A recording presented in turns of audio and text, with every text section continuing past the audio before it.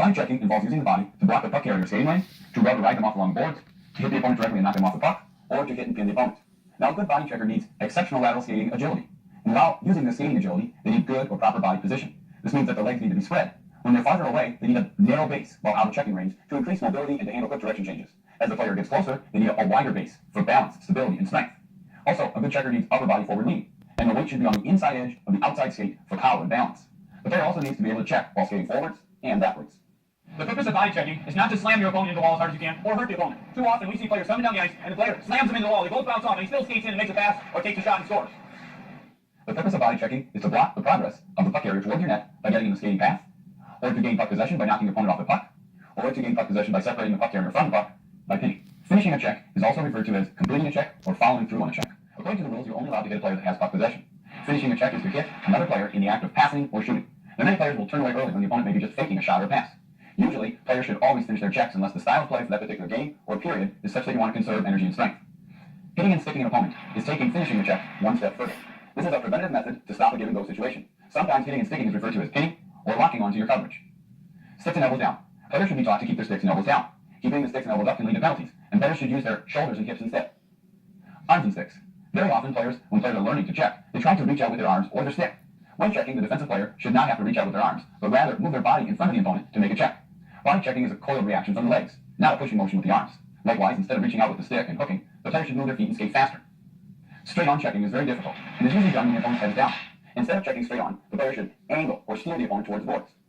Timing and skating speed. Timing and skating speed is what makes body checking one of the hardest skills to teach. Most of the checking situations involve hitting a moving target. What usually happens when players are learning to check is that they know and understand the technical aspects of the check, but they're not successful because their timing is off. Players need to match the speed of the opposing player and attempt to check within one stick length. Do not lunge or reach at the opponent. Body blocks or blocking checks are usually used in non-checking levels or leagues. Using a blocking check involves getting in front of the puck carrier and stopping or slowing their progress towards the net. This can be done while skating backwards or forwards.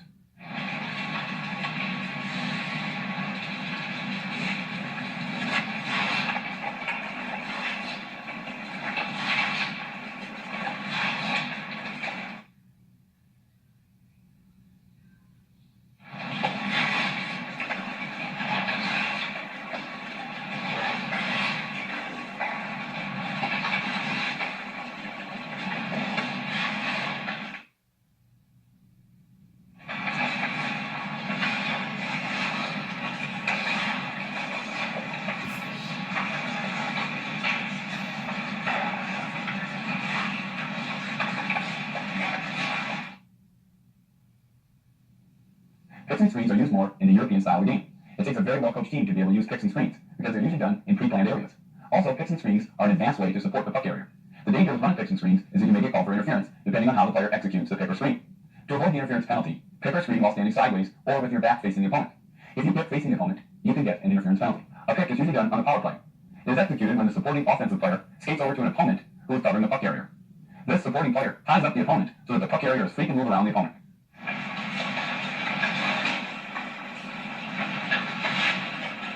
A screen is executed by skating in front of the opponent with no physical contact, or skating in front of the goalie to block the view of the puck.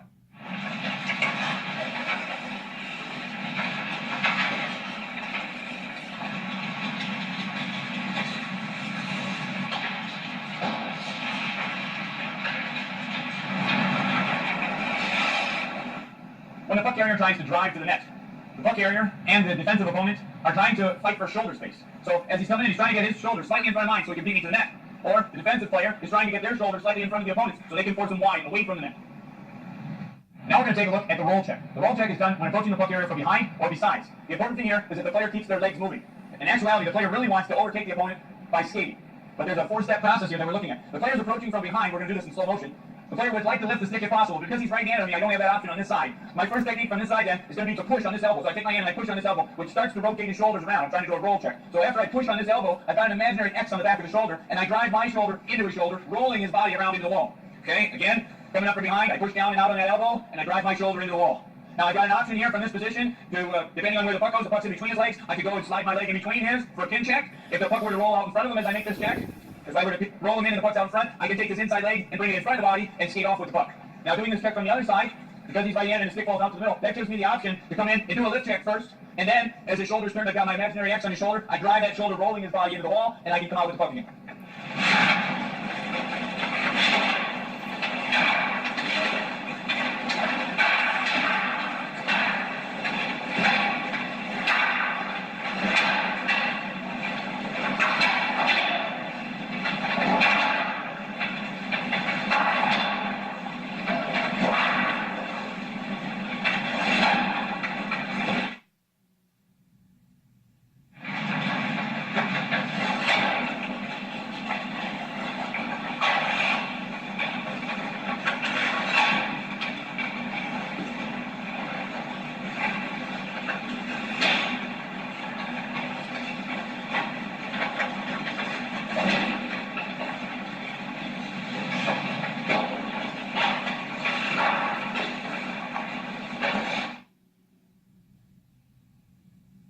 Our next check is called the rub out, right off, or take out of the play.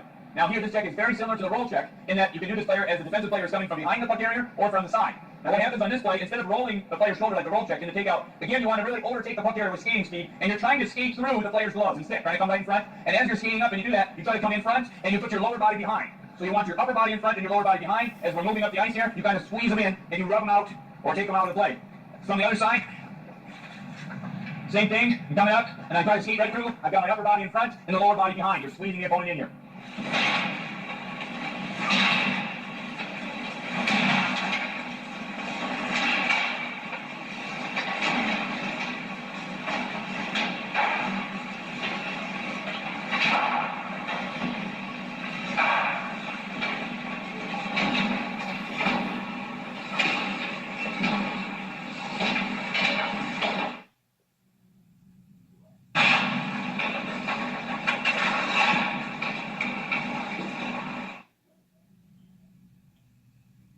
The next check is called a pin check, and it's next in our progression because usually a roll check or a rub out leads to this pin check. What happens here is, as we come in and we execute either a roll check or a rub out, we position the player's body in towards the boards, and we take our back leg here and we drive that back leg into between the opponent's skates. We need to drive that knee all the way into the boards so he can't get out. Common mistake here is that as the players drive that in, they take the elbow and you get the elbow up here for elbowing. Okay, the elbow has to be kept down. We press the shoulder right into the back, and you push on the player's hips right here with your bottom hand, so they lose all control and they're squished against the board. This back skate is parallel to the boards, and that's your pushing leg to drive and keep the opponent there. The opponent tries to get away. You've got about 2 or 3 seconds to hold them. Go ahead.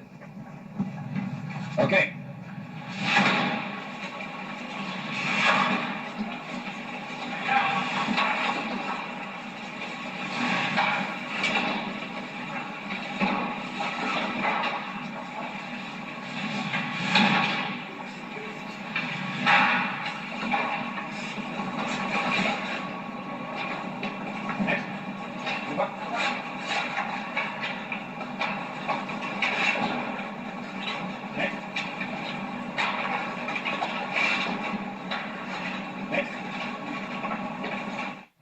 The wrap check is our next check, and it's the best form of pinning the opponent, because if done properly, the opponent cannot get out. Let's go back to our pin check from before. So I show the pin check where I come in and I drive my leg in between the opponent's skates. He can always step out. Lift up his leg, he can step out. There's a way to escape. He can push off the wall and get out, but in the pin check, with the wrap check, pinning the opponent, they can't get out. Now there's 2 ways to do this wrap check. I'm a left-handed player coming from behind here on his right side, and holding the stick in the top hand, you slide the stick in between the boards and the opponent's body. Okay, I take my top hand and I'm going to place it on the opponent's back with the palm open. Okay, so the top hand comes in and the bottom hand's on his back. If he tries to go forward, he can't, even with the, go ahead real hard, even with the lightest amount of resistance, I don't have to do much work. He can't get by the stick. If he tries to come backwards, I've got my hand on his back. I can hold him for a couple of seconds, I can let him move forward a little bit, I can wrap him again. Okay, from the other side, it's a little different now, because I hold the stick in the top hand, the stick has to come from behind the opponent, and the top hand gets up again with the palm open, and the body has to come around with his hand in his chest. So if he tries to go forward, he can't, because I'm in his way. If he tries to spin out and go backwards, he can't because the stick's got him locked in on the wall. So wrap check.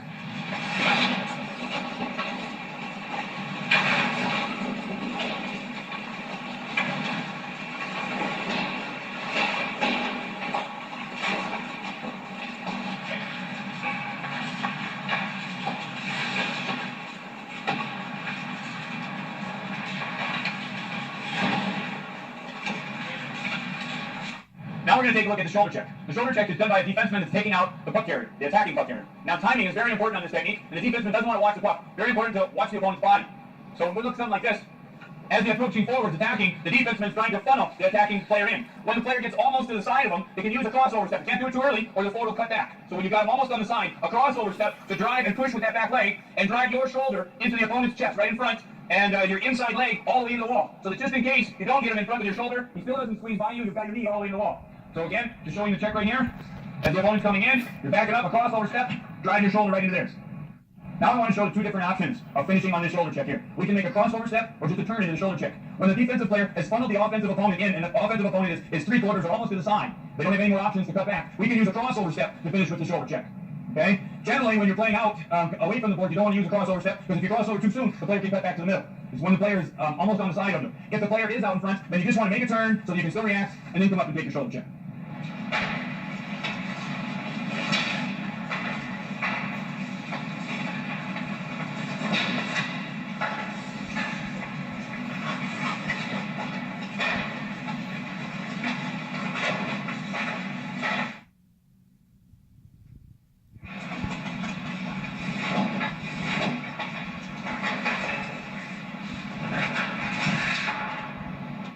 Now we're going to take a look at the hip check. The hip check is the most difficult of all body checks to execute, especially in open ice. We're going to take a look at this first along the boards. What happens is a defenseman that's playing the attacking puck carrier may choose to use a hip check instead of the shoulder check. Now, the puck carrier wants to try to slip by. The defenseman has to wait until the puck carrier is almost right next to him on the side, and he's going to use a crossover step and a C-cut push with the outside leg with this weight on the inside leg. As the player's body comes in and hits the opponent, the defenseman's going to push up with his legs, forcing the player to flip over the top. Now, just like the shoulder check, I want to show the options on the hip check for finishing. There's two options, crossover and just the C-cut. The crossover is usually used in open ice and along the boards. Sometimes the C-cut's used. So what we're talking about here is, as you funnel the player in, you take a crossover step to get into this hip check position. All right? Or the player can use just a straight C-cut as he's really close and he's coming in, he can C-cut and turn and plant that hip check.